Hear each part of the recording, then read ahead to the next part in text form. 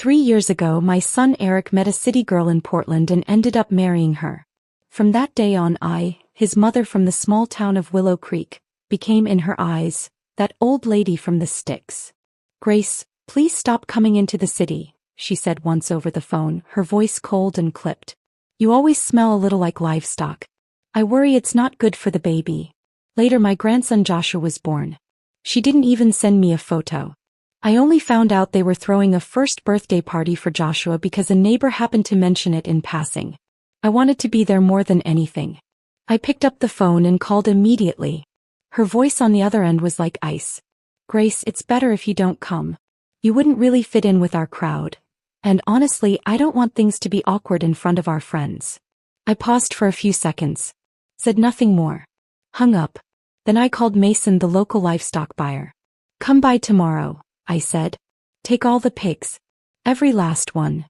On Joshua's birthday, I put on my best clean clothes, took the bank book full of handwritten numbers and walked into the banquet hall. The room went so quiet you could hear a pin drop. Eric works at a city-run energy office in Portland. Steady job. Quiet man. 3 years ago, he brought home a woman named Vanessa. She was beautiful, draped in designer labels, her nails painted a glossy, aggressive red, city-raised, no question. Even then, I had this uneasy feeling. A woman like that would never respect someone like me, someone who raised pigs and lived off the land. Sure enough, on their wedding day, I wore a red dress tailored by the best seamstress in town. I even put on the gold necklace Henry gave me on our wedding day. I wanted to look presentable, respectable enough not to embarrass my son. But as soon as I stepped up to the hotel entrance, Vanessa's mother, Brenda, looked me up and down like she'd spotted something unsightly. Her lip curled. "Oh my God," she muttered. "Where did you even get that dress? That cut? It's so outdated." My face burned with shame, but I forced a smile. "We don't have big stores out in Willow Creek. It's handmade by a local." Vanessa stood nearby, lips twitching with amusement. She leaned over to whisper something to her mother. I pretended not to notice. Reached into my purse and handed them the wedding gift I'd spent a year saving up for, $10,000 all in cash tucked neatly into an envelope. "It's not much," I said, "just what I scraped together from selling pigs. You two take it for whatever you need." Vanessa took it without so much as a glance in my direction. Her nose twitched like she was smelling something foul. Later I went to the bathroom. That's when I heard her in the women's room talking to one of her girlfriends. "Did you smell her? Like she walked straight out of a barn. And that money? Probably her life savings. She acted like it was gold."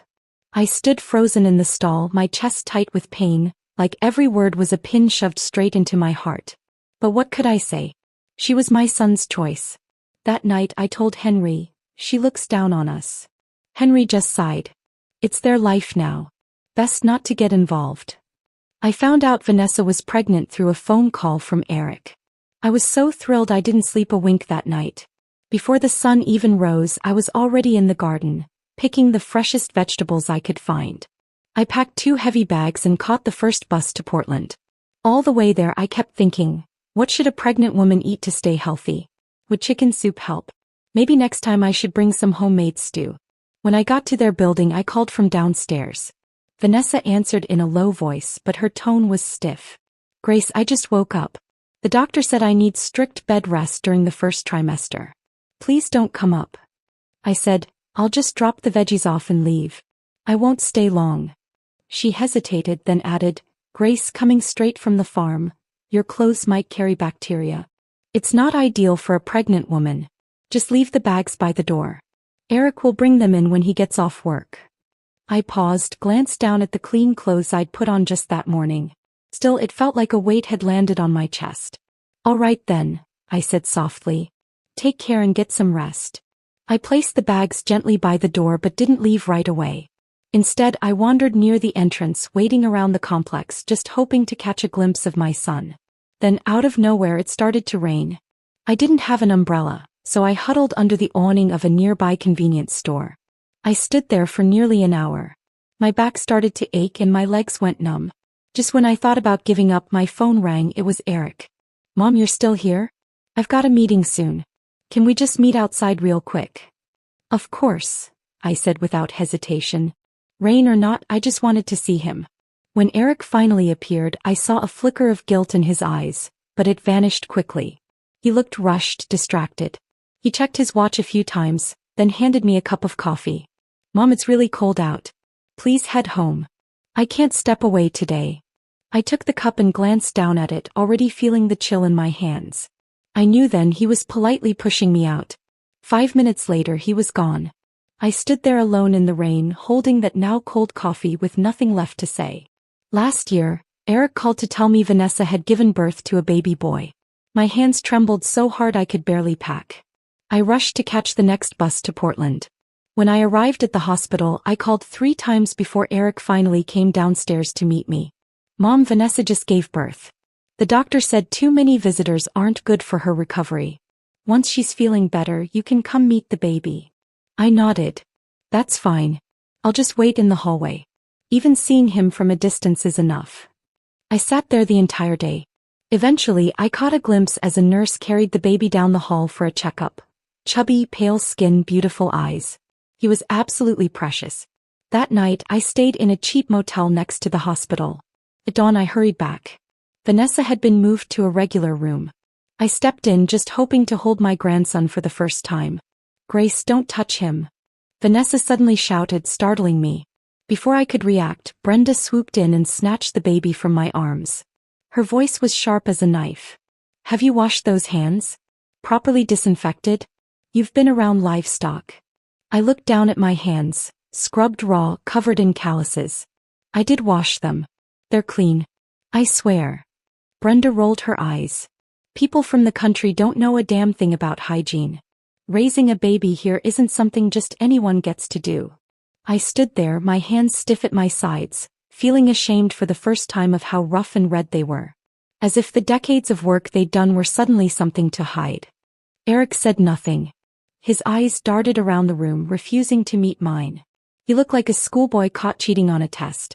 I swallowed my pride and blinked back tears. "I won't touch him," I whispered. "I'll just look." And that's how I stood in the corner of the room, like a stranger, watching my newborn grandson from afar, not even allowed to hold his tiny fingers. When I got back to Willow Creek, I didn't tell a soul what had happened. When Henry asked about the baby, I just smiled and said, "The child's doing great. They're taking good care of him." I didn't say another word. Instead, I quietly started expanding the farm. Every morning, I was up at 3. Feeding pigs, shoveling waste, scrubbing troughs, hauling feed. I worked straight through to 11 at night, my back aching so bad I could barely stand by the end of the day. My knees swelled up like there were softballs jammed inside, but I gritted my teeth and never complained. People in town said I was crazy. Said I was too old, past 60, and had no business working myself into the ground. I always gave the same answer: "I'm saving up for my sweet grandson. It's worth it." Henry looked at the deep cracks and calluses on my hands, his eyes full of worry. "Grace, please. Just take a break. Look at your knees, you can barely walk." I pressed my lips together. "This is all I know, Henry. What else would I do if I stopped raising pigs? They look down on me. So I'll prove myself the only way I can." Henry didn't say anything more. Just sighed. I often stood alone by the pig pens, tears streaming down my face, but I made sure no one ever saw. After I learned how to use Facebook, I started sending Eric private messages every day at the same time, asking about Joshua. His replies were always short. "He's doing fine. Slept a lot today. Caught a bit of a cold." I asked again and again if he could send some photos or maybe a short video. He always had an excuse. "Too busy, phone battery died, the baby just fell asleep." One day, I accidentally discovered he had set all my video call requests to auto-reject. And the posts I shared from the farm? He never liked a single one. Vanessa was more blunt. She had me under restricted. I couldn't see a single thing she posted. That moment, I clicked the lock screen. The phone went dark, just like my heart. I was his grandmother, yet I didn't even know what my own grandson looked like. When I sat with the women in town, they'd all gush about their grandkids. "My grandson's already in preschool. The teacher says he's got a real head for numbers. My granddaughter started ballet lessons. Let me show you a video." When it came to me, I just forced a smile. My grandson's still little. Chubby and sweet. Looks a lot like his dad. "Come on, show us a picture." I mumbled an excuse and slipped away, crouching behind the pig barn to wipe my tears in private. When Joshua's christening approached, I thought surely they'll invite me this time. But days passed. Not a single call. I finally asked Eric about it. On the phone, his voice was hesitant, uncertain. Mom, Vanessa just wants to keep it small. Her parents and a few close friends. Nothing big. It's really not worth the trip. I swallowed the lump in my throat and changed my tone. I made a cotton baby outfit, I said. Maybe I can just mail it? Better not. The mail can be kind of dirty. Maybe just bring it next time. I didn't argue. The next day I packed the tiny outfit and got on a bus to Portland. When I arrived at their building, the security guard stopped me. No entry without the resident's approval. I called Eric. He said he was in a meeting and asked me to wait. It was late winter. Sleet fell from the sky. The wind cut straight through my coat. I waited outside the guard booth for 3 hours. My feet went numb. My knees burned from the cold. Finally, Eric came down. He took the outfit quickly without warmth. His voice was impatient. Mom, Vanessa said, please stop coming by like this. He thinks you have a smell. It's not good for the baby. I looked down at myself. That day I'd showered, sprayed a little perfume. I made sure I was clean today. Okay, he said, waving me off. Just go. Don't let Vanessa see you. It'll only upset her. And just like that, he turned and walked away without a glance back. I rode the bus home in tears. A young woman sitting nearby handed me a tissue and asked gently, Ma'am, are you okay? I shook my head quickly, wiping my eyes. It's nothing. Just the wind. Something got in my eye. Not long after I returned to town, I attended an agricultural expo and came across a newly introduced Dutch pig breed. Tender meat, low fat, fast growth. The only downside? The price, steep. I wrestled with the idea for 2 nights, then finally bit the bullet and invested $20,000 to bring in a few breeder pigs. Henry was livid. He shook his head, frustrated. What are you trying to prove? We've been raising pigs for years and selling just fine. Why take such a risk now? I stayed firm. It's different now. City folks care more and more about eating clean. If the pigs are high quality, they'll fetch high prices. 6 months later, I was proven right. The meat from that new breed was incredibly tender and nearly fat-free. A high-end organic grocery chain in Portland took notice and signed a long-term supply contract. The price? More than double the market average. I dove in deeper, studying modern farming techniques, hiring vets for regular health checkups, even spending the extra money to get organic certification. Then I branded it. My own label, Willow Grove Farms. At first, folks around town laughed at me. What's this nonsense about eco-friendly pig farming? Social media promotion? That's just city people gimmicks. But when the owner of that Portland supermarket toured my farm, he was impressed on the spot and signed a cooperation agreement on the same day. Walking through the barn, he kept nodding. Ms. Grace, your operation is extremely professional. Meets all the standards for certified organic. We're excited to work with you long-term. Over the next 2 years, I expanded production and taught myself business management and marketing. I even hired a recent Portland State graduate to help me set up accounting systems and teach me how to manage spreadsheets and inventory efficiently. I launched an online ordering system, recruited a few local kids to run our social media, and before I knew it, Willow Grove Farms became a buzzword among high-end restaurants. We went from 50 pigs to 500, then to 5,000. The farm grew. Orders poured in. I started hiring folks from neighboring towns. Before long, I had become the largest employer in the area, helping more than 30 families find stable income. At every town hall meeting, the district supervisor made me a highlight. Grace Miller is remarkable. She put our town on the agricultural map. She deserves every ounce of support we can give. But I never mentioned any of this to my son. To them, I was still the same old pig-feeding mom. The country bumpkin in rubber boots. Last winter, a group of experts from the Oregon Department of Agriculture came to inspect the farm. They spent half an hour in my eco-waste treatment center and walked out beaming. This closed-loop system is a textbook model for sustainable agriculture. A few days later, a journalist knocked on my door, wanted to write a feature story titled, The Rise of a Woman Farmer. Not long after it was published, a venture capital firm reached out, offering to invest $1 million to help scale my operation. The whole town was buzzing. Even the mayor showed up in person with a delegation, declaring my farm a priority agricultural initiative. But Eric, I hadn't told him a word. Somewhere deep down I thought, one day those who look down on me will be stunned speechless. Then just before Joshua's first birthday, Eric called. Mom, we're throwing him a birthday party. If you're free, you're welcome to come. Vanessa said, just try to dress nicely. I didn't flinch. I simply smiled, voice calm. All right. I'll keep that in mind. After hanging up, I stood in front of the mirror. My face was weathered. My hands rough and calloused. My clothes loose, outdated, like someone who had just walked out of a barn. I picked up my phone. Hi Linda. Sell all the pigs from the current batch. Then I made another call, to the buyer, to finalize the sale of the farm. A week before the party, I signed the official farm transfer agreement. I split the funds into two parts. One went into a new organic food venture. The other was invested long-term, safely tucked away in the bank. Next, I walked into the town's beauty salon and got the full works. A deep facial, hand treatments to soften the calluses, even had my nails professionally done. Then I headed downtown to a luxury boutique and picked out an Italian designer outfit. A personal stylist helped me choose accessories and a hairstyle to match. When I stepped in front of the mirror, fully dressed, I hardly recognized myself. There stood a woman with poise, with color in her cheeks and clarity in her eyes. Was that really me? Henry stood frozen in the doorway. That's my wife? I turned and smiled. Not a good look? He broke into a grin. No. It's perfect. You look incredible. Like it was always meant to be. I also picked out a sharply tailored navy suit for Henry. When we stood together in front of the mirror, smiling, it felt like we'd gone back in time. Back to our wedding day 30 years ago. For Joshua's birthday party, I dressed with care. Around my neck was a diamond necklace I had just commissioned, $30,000. It was the first time in my life I had spent that kind of money on myself.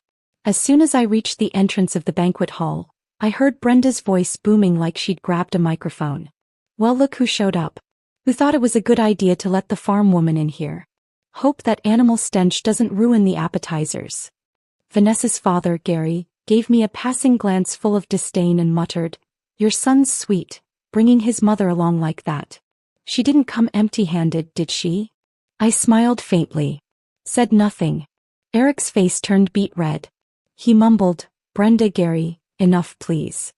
Vanessa looked me over, her eyes full of suspicion and that same old contempt, until she noticed the fine Italian suit I was wearing, the polished hair, the flawless makeup. For a second she froze. Her mouth twitched into a forced smile. Grace, you're looking creative today. The tone said it all. You're trying to imitate us. I smiled back, calm and steady. Thank you. You look lovely too. I handed her the gift I'd prepared. She didn't even glance at it, just passed it to the nearest waiter like it was a takeout box. Inside the hall, I found my seat, in the far corner at a small round table with no name card. I was surrounded by distant relatives and friends from Vanessa's side, none of whom I knew. The room buzzed with chatter and laughter, but my corner felt like a storage nook behind the kitchen. Twice, servers approached me politely asking, Ma'am, are you with the catering staff? Could you help pass the hors d'oeuvres? I forced a little laugh. No, I'm the birthday boy's grandmother. Their faces flushed and they hurried away embarrassed. Eric had vanished. Vanessa was holding court at the main table, laughing with her parents and friends like nothing else existed. They spoke in French on purpose. Every so often one of them would cast a glance in my direction with that smug look. She can't understand a word we're saying. Someone whispered, Who's that old lady over in the corner? Vanessa barely looked up. My mother-in-law. From the country. You don't have to fuss over her. Another guest offered a half-hearted courtesy. Oh, where's she from?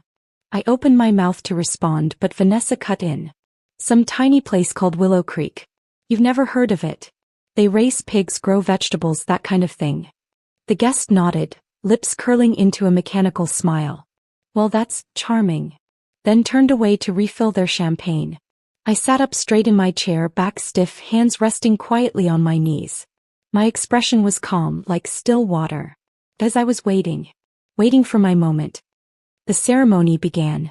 The MC bounded on stage, grinning so wide it looked painful. And now, let's welcome Joshua's proud grandparents, his maternal grandparents, to say a few words. Brenda and Gary immediately rose hand in hand, basking in the attention as they took the stage.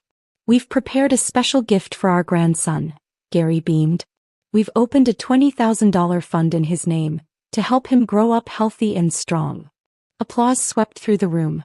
Guests nodded in approval, murmuring compliments. I stood up slowly.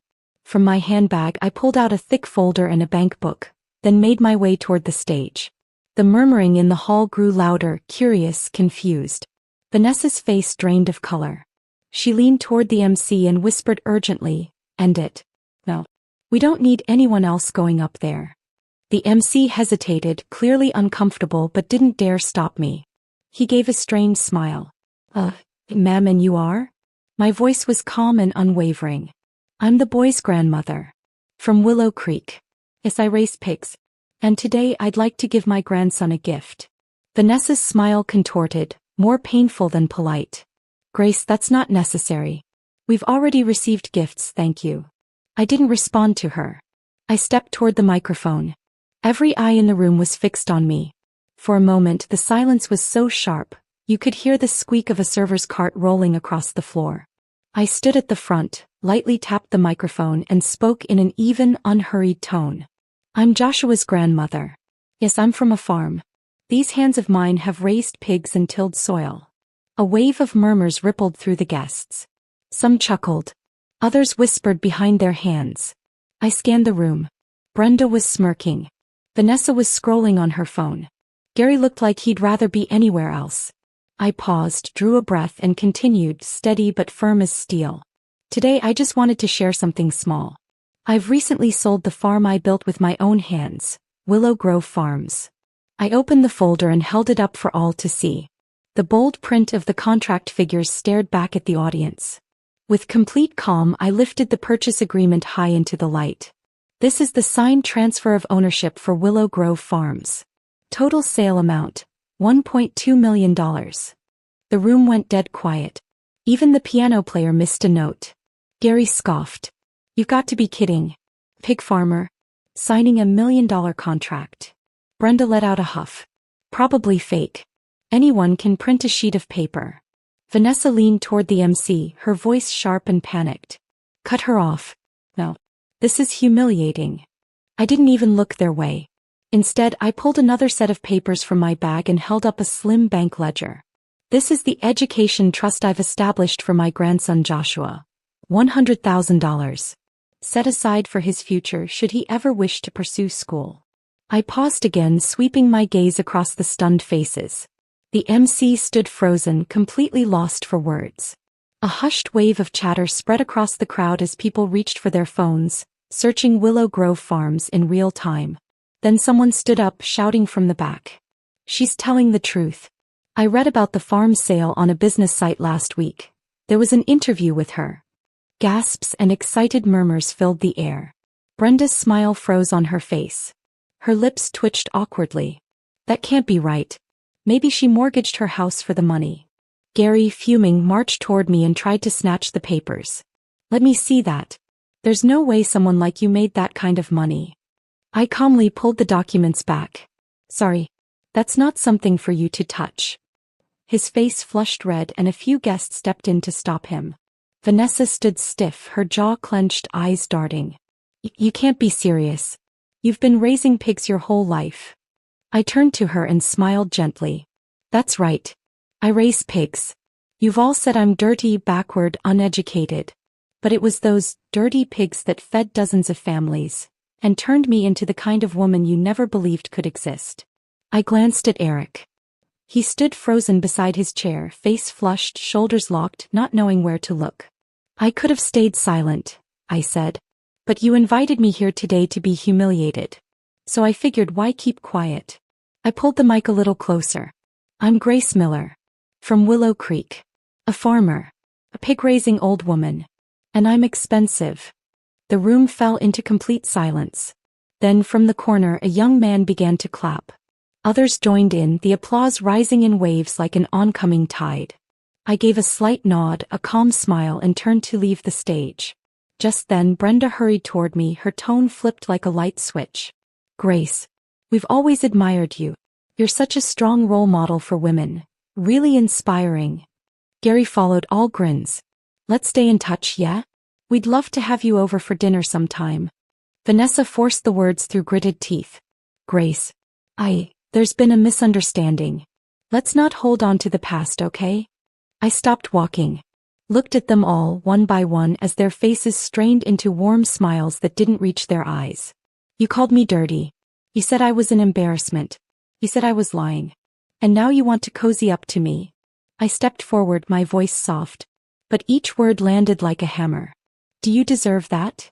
Then I turned, heels clicking against the polished floor, and descended from the stage. My skirt swished behind me like a blade slicing through silence. At that moment, the entire ballroom stood still.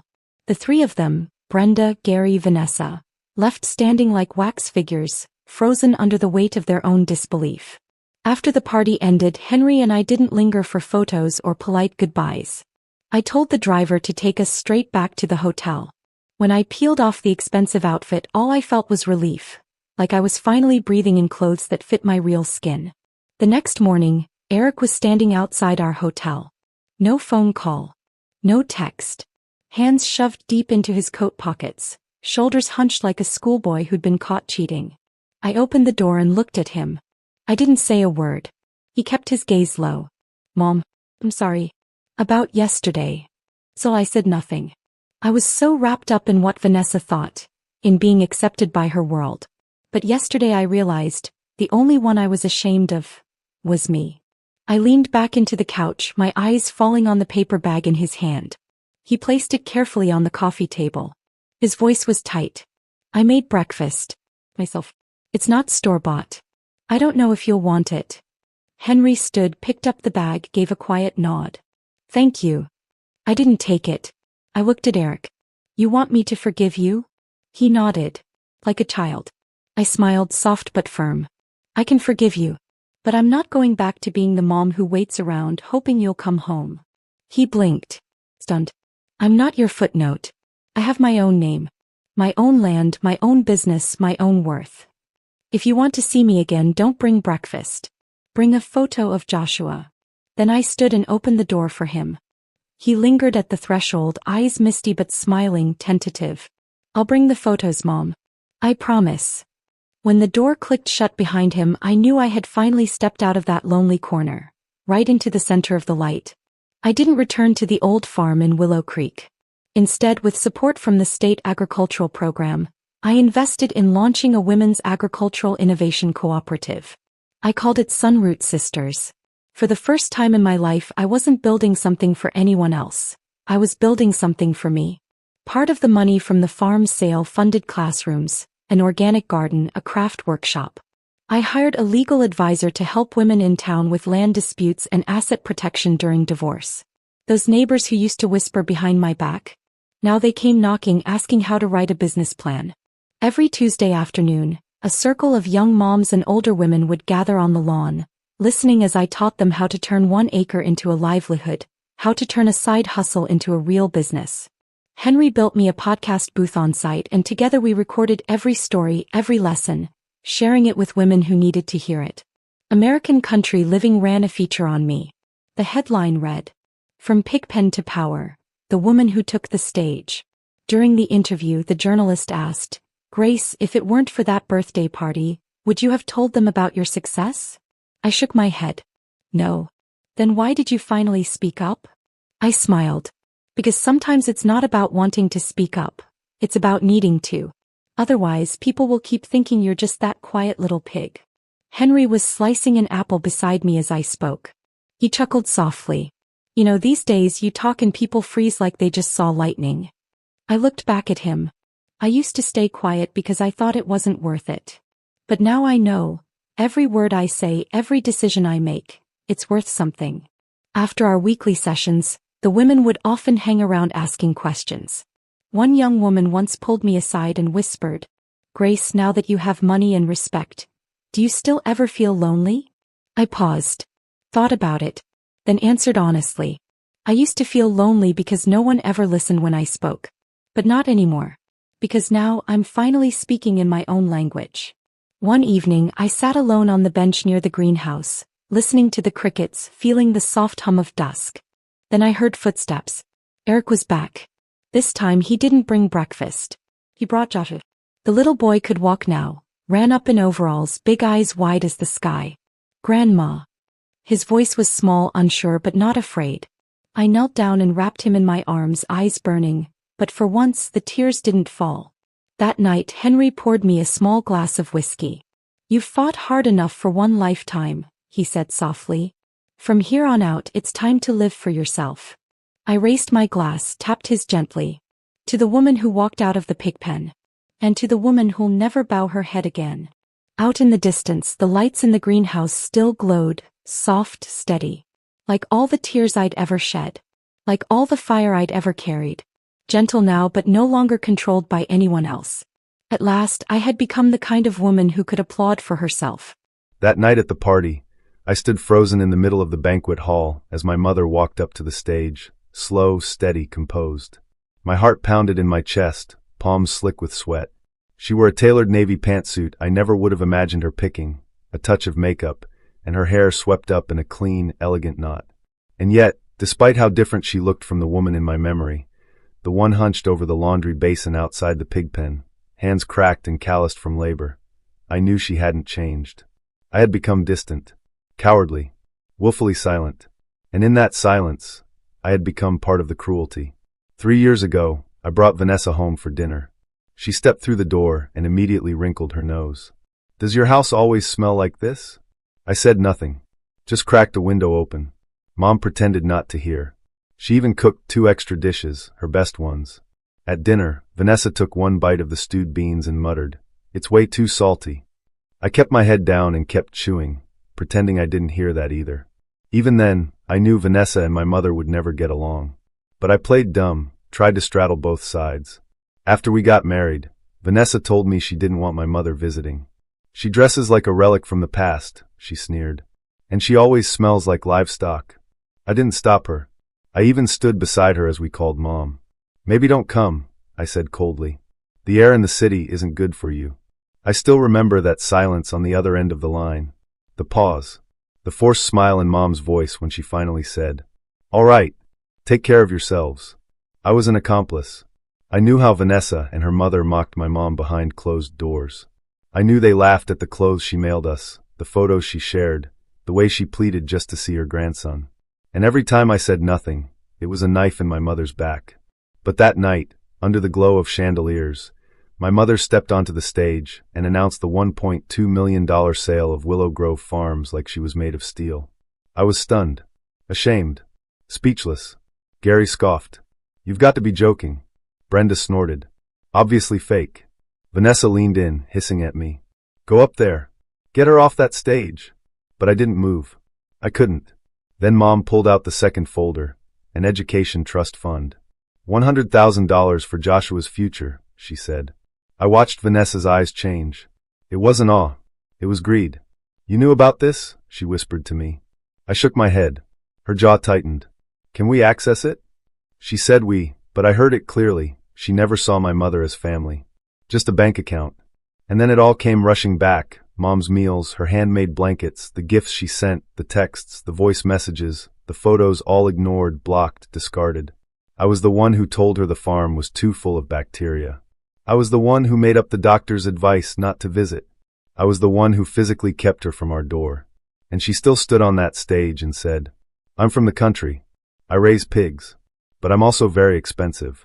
That sentence cracked something wide open in me. Years of numbness shattered in an instant. After the party, Brenda and Gary hurried over, plastering on fake smiles, trying to cozy up. I didn't stop them, but I didn't follow. For the first time, I stepped back, watched them with new eyes. They were never my family, just props I used to cover my own shame. In the car ride home, Vanessa was quiet. Right before we pulled up to our place, she muttered, "Your mom really kept her cards close. She's manipulative, you know." I looked at her. "Are you jealous?" She scoffed. "Jealous? Of what?" "She's just a pig farmer." I nodded. "Yeah, and that pig farmer put me through college. Carried this family for decades." Vanessa turned, voice sharp. "You're not seriously thinking about letting her into our lives now, are you?" "I'm not going to take care of her," I said calmly. She doesn't need you to take care of her. But you should learn when to shut up. Her face twisted. What's that supposed to mean? It means, I said, from today on, you don't get to insult her. And I won't let myself be the leash that holds her back anymore. We had our first real fight in the car that night. She demanded to know if I regretted marrying her. I didn't answer. She yanked off her diamond ring and threw it onto the seat. Why don't you go live with your mom then?